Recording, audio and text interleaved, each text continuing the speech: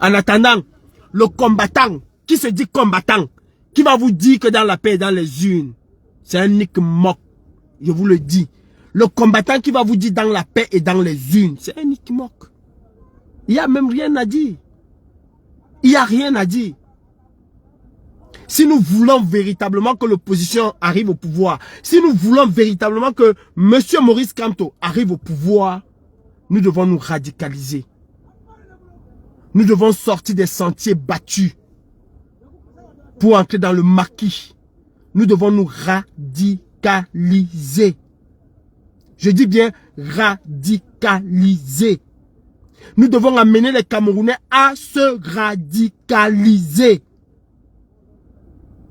Il y a un moment ici où les Camerounais ont cru en cela. Il y a un moment.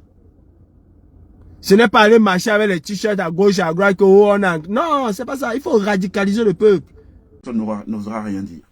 Moi, si c'était juste un petit groupe privé organisé, ça ne me gênerait pas. Mais ça ne peut pas être un groupe à qui on a confié le contrôle de l'État du Cameroun.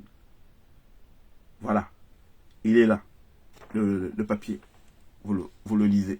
Vous voyez ce qui est écrit dedans. Donc le président de la République a donné la délégation de signature, a confié le pays à une mafia. C'est cette mafia qui dirige. Il tue des gens de manière impunie. C'est ce que je vous raconte là, ce n'est pas fini.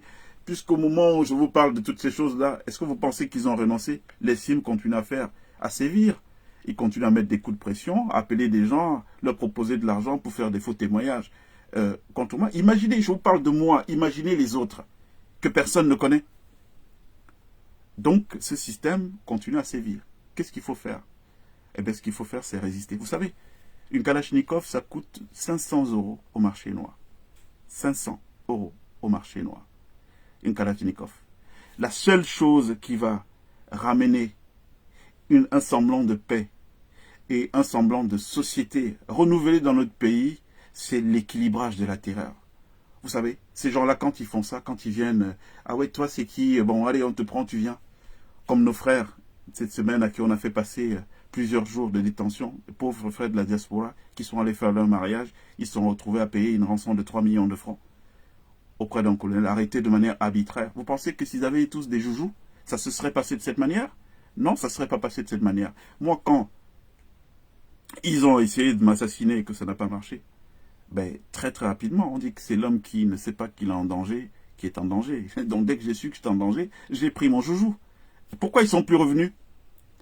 Il fallait qu'ils reviennent en ce moment. On se serait expliqué dans ma homme, c'est très faible, c'est très facile d'être fort avec les faibles et faible avec les forts. Donc moi je vous dis, aujourd'hui, n'imaginez pas 10 000 solutions. Il y a une seule solution pour régler ce problème. Ces gens ne partiront pas d'eux-mêmes. Ils ne partiront pas par les urnes. Tous les gens qui instrumentalisent là pour essaimer des plateaux, essayer de vous faire croire qu'il y a une voie de sortie par la démocratie, c'est faux parce que ces gens ne sont pas des démocrates. Ils ne l'ont pas été hier, ils ne le sont pas aujourd'hui, ils ne le seront pas demain. J'espère qu'on s'est bien compris, vous et moi.